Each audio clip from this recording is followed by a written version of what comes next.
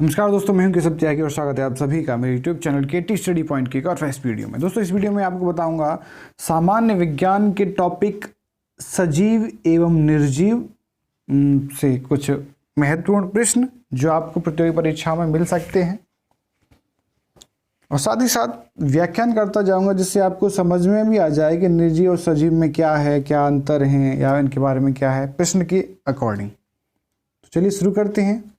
हमारा फर्स्ट प्रश्न है, जीव विज्ञान अध्ययन है। ऑप्शन ए, जीवों की विभिन्नता में एक रूपता का, सभी जीवित जीवों का, या पादप में वृद्धि तथा विभेदन का, या डी ऑप्शन, जीवाश्म द्वारा दर्शाए जीवन का। यहाँ जो करेक्ट ऑप्शन है वो है बी। वैसे मैं बताते चल रहा हूँ और एक्सप्लेन भी करूँगा आपको, और यहाँ सामने आपको ऑप्शन भी मिल रहे हैं जो करेक्ट ऑप्शन है वो। तो यहाँ जो करेक्ट ऑप्शन है वो है सभी जीवित जीवों का अध्ययन जीव विज्ञान कहलाता है। दोस्तों, आपको पता है जीव विज्ञान को इंग्लिश में क्या बोलते हैं? बायोलॉजी। क्या बोलते हैं? बायोलॉजी। यहाँ बायो मीन्स होता है, यहाँ बायो मीन्स होता है लाइफ, और लॉजी मीन्स होता है स्टडी।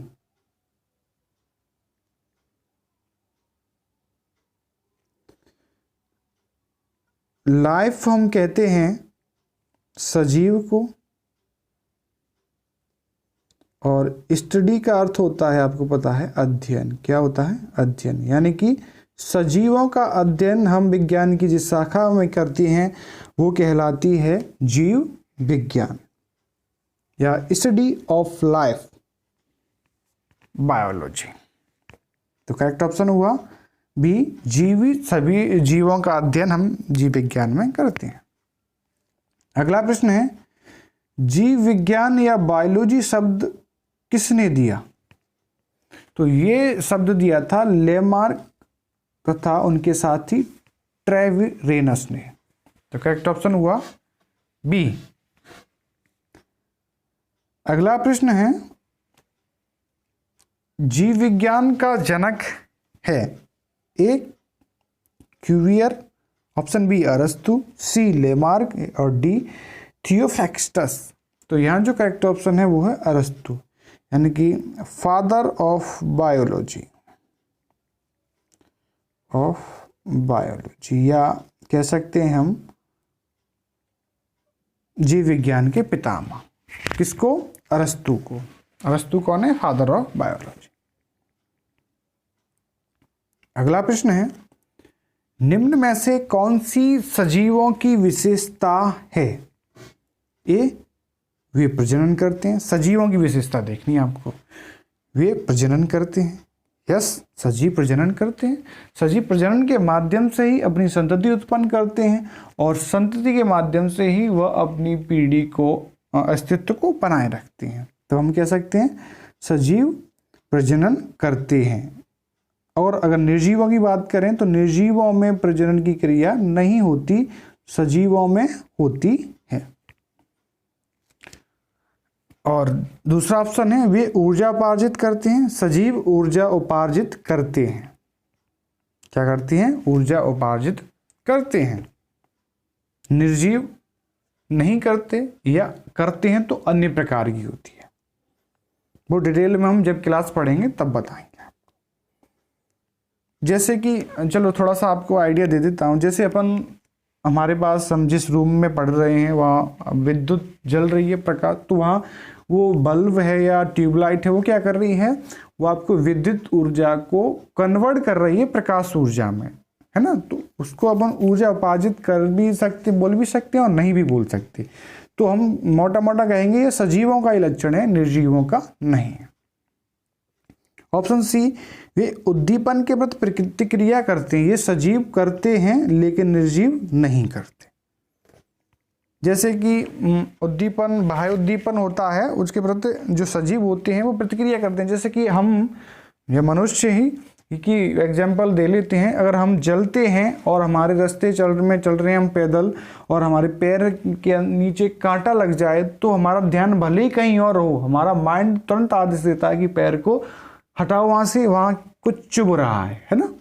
या फिर हम बैठे हैं और गलती से हमारा किसी गर्म बर्तन से या चाय से में कोई हाथ टकरा जाए तो हमारा हाथ तुरंत वहाँ से हट जाता है क्योंकि गर्म होता है। तो वो क्या है, उस उद्दीपन के प्रतिक्रिया हुई। तो यहाँ जो करेक्ट ऑप्शन हुआ वो डी, उपयुक्त सभी। सजीवों की विशेषता क्या है, प्रजनन करते हैं, उपार्जित करते हैं, उद्दीपन के प्रति प्रतिक्रिया करते हैं। तो करेक्ट ऑप्शन हुआ उपयुक्त सभी। और इसके विपरीत निर्जीवों में यह प्रतिक्रियाएं देखने को नहीं मिलती। अगला प्रश्न है, जैविक संगठन शुरू होता है ऑप्शन ए आणविक स्तर से, ऑप्शन बी कोशिकीय स्तर से, ऑप्शन सी अंग स्तर से, ऑप्शन डी परमाणविक स्तर से। करेक्ट ऑप्शन है यहाँ पे डी, परमाणविक स्तर से हमेशा जैविक संगठन शुरू होता है। सजीव तथा निर्जीव में मुख्य अंतर होता है आमाप में, जीव द्रव्य की उपस्थिति में, गति तथा वृद्धि में, या इनमें से कोई नहीं। देखो यहाँ जो ऑप्शन है वो अंतर तो होता है लेकिन हमें मुख्य अंतर देखनी है यहाँ पे। तो मुख्य अंतर है जीव द्रव्य की उपस्थिति में। करेक्ट ऑप्शन है बी।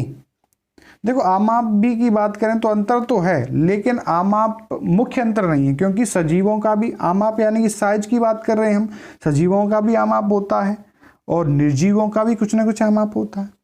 और यहाँ अगर गति तथा वृद्धि की बात करें तो गति सजीव भी करते हैं लेकिन निर्जीव भी करते हैं, लेकिन अंतर सिर्फ ये है गति सजीव करते हैं वो स्वयं गति होती है और निर्जीव गति करते हैं, जैसे मोटरसाइकिल या कोई वाहन गति कर रहा है तो वो गति तो करते हैं लेकिन स्वयं नहीं करते, वो किसी और के या सजीवों के माध्यम से या किसी दूसरे के माध्यम से गति कराए जाते हैं।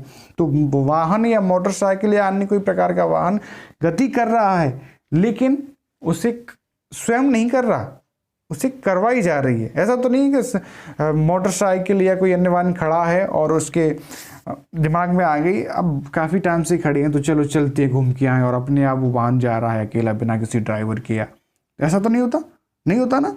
तो गति करते हैं निर्जीव भी लेकिन स्वयं नहीं करते, और सजीव क्या करते हैं, गति स्वयं करते हैं। वृद्धि, वृद्धि होती है, सजीव वृद्धि करते हैं। जैसे हम अपनी बात करें तो हम जब 1 वर्ष के थे तब कैसे थे, छोटे थे। अब जैसे धीमे धीमे बड़े हुए तो हमारे शरीर की आकार आकृति में वृद्धि हुई। ऐसे ही पादपों में होता है या सभी सजीवों में होता है, लेकिन निर्जीवों में भी ये अपवाद के रूप में देखा गया है। हम ये नहीं कह सकते, हाँ मोस्टली निर्जीव वृद्धि नहीं करते। जैसे हमारा मोबाइल ऐसा तो नहीं वृद्धि कर करके टैबलेट बन गया हो या लैपटॉप बन गया हो, ऐसा तो नहीं होता, नहीं होता ना। निर्जीव वृद्धि नहीं करते लेकिन अपवाद के रूप में, जैसे हम हिमालय पर्वत की बात कर रहे हैं तो हिमालय पर्वत थोड़ा थोड़ा सा वृद्धि कर रहा है लेकिन वो अपवाद के रूप में है, या फिर हम कह सकते हैं वो वृद्धि एक अन्य प्रकार की वृद्धि है। तो अगर यहाँ मुख्य अंतर है वो सिर्फ यही है कि जीव द्रव्य की उपस्थिति में। जो जीव द्रव्य है वो सिर्फ सजीवों में पाया जाता है, निर्जीवों में नहीं पाया जाता। तो करेक्ट ऑप्शन हुआ बी।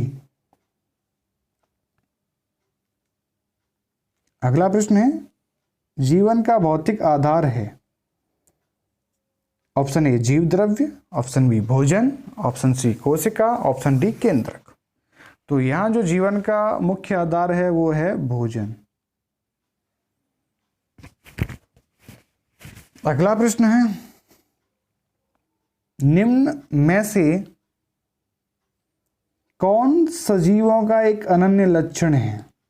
ऑप्शन ए पृथक उपापचयी अभिक्रियाएं इन विट्रो होती हैं, ऑप्शन बी केवल भीतर से बाहर में वृद्धि होती है, ऑप्शन सी पर्यावरण में घटित होने वाली घटनाओं का संज्ञान एवं उनकी स्मृति, ऑप्शन डी बाहरी सतह एवं भीतरी दोनों ओर से पदार्थों के एकत्रण द्वारा भार में वृद्धि। तो यहाँ जो करेक्ट ऑप्शन है वो है सी, पर्यावरण में घटित होने वाली घटनाओं का संज्ञान एवं उनकी स्मृति यह सजीवों का अनन्य लक्षण है।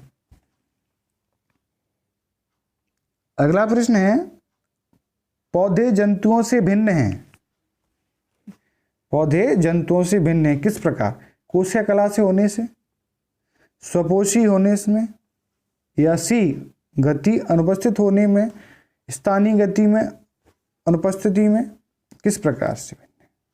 तो यहाँ जो करेक्ट ऑप्शन है वो है स्वपोषी होने में, क्योंकि पौधे जंतुओं से भिन्न स्वपोषी होने में है, क्योंकि पौधे अपना भोजन स्वयं बनाते हैं, वो स्वपोषी प्रकार के होते हैं, लेकिन जंतु अपने भोजन के लिए किसी अन्य पादपों पर या अन्य जंतुओं पर निर्भर होते हैं, अर्थात वो परपोषी रूप में होते हैं। तो यहाँ जो करेक्ट ऑप्शन है वो है बी। अगर हम कोशिका कला की बात करें तो कोशिका कला यानी कि हम बात कर रहे हैं सेल मेम्ब्रेन की, किसकी? मेम्ब्रेन की, सेल मेम्ब्रेन की। तो सेल मेम्ब्रेन या कोशिका कला या कोशिका झिल्ली पादपों में भी पाई जाती है और जंतुओं में भी पाई जाती है। कोशिका भित्ति सिर्फ खाली पादपों में पाई जाती है, जंतुओं में नहीं पाई जाती। गति अनुपस्थिति होने में या गति की तो ऐसा तो है नहीं, गति पौधे भी करते हैं और जंतु भी करते हैं। बस अंतर सिर्फ उसमें सिर्फ इतना है कि जंतु एक स्थान से दूसरे स्थान पर जाकर के गति करते हैं और पादप अपनी एक निश्चित जगह पर रह करके गति करते हैं। वो किस प्रकार करते हैं? अपनी टहनियों को, शाखाओं को हिला करके, वो भी एक मूवमेंट ही तो है, गति तो है। तो यहाँ जो करेक्ट ऑप्शन है वो है बी, स्वपोषी होने में। अगला प्रश्न है, जैविक संगठन का उच्चतम स्तर है। तो यहाँ जो करेक्ट ऑप्शन है जीव मंडल। जैविक संगठन का उच्चतम स्तर है, क्योंकि यहाँ जो कोशिका, ऊतक और समुदाय ये भी ऑप्शन दिए गए हैं, लेकिन उच्चतम पूछा है तो वो जीव मंडल होगा। कोशिका है तो कोशिका क्या है? ऑप्शन ए के बारे में बता दूं, कोशिका सबसे छोटी इकाई होती है। और ऊतक क्या होता है? कोशिकाओं का समूह मिलकर के क्या बनाता है? ऊतक बनाता है। समुदाय क्या होता है? एक प्रकार का समूह होता है जो एक विशिष्ट प्रकार की जाति का समुदाय हो सकता है, समूह को हम समुदाय बोलते हैं। तो वो एक समूह हुआ कुछ से मिल करके। ऊतक कोशिकाओं का समूह होता है, कोशिका सबसे छोटी इकाई होती है। इस प्रश्न में पूछा गया है उच्चतम स्तर, तो उच्चतम स्तर होगा जीव मंडल का। तो करेक्ट ऑप्शन हुआ बी। अगला प्रश्न है, समस्त वस्तुओं को उनके विशिष्ट लक्षणों के आधार पर कितने भागों में बांटा जा सकता है? Option A 2, B 3, C 4, D 5। तो यहाँ जो समस्त वस्तुओं को उनके विशिष्ट लक्षण के आधार पर 2 भागों में बांटा जा सकता है। वो 2 भाग कौन कौन से हैं? सजीव, निर्जीव,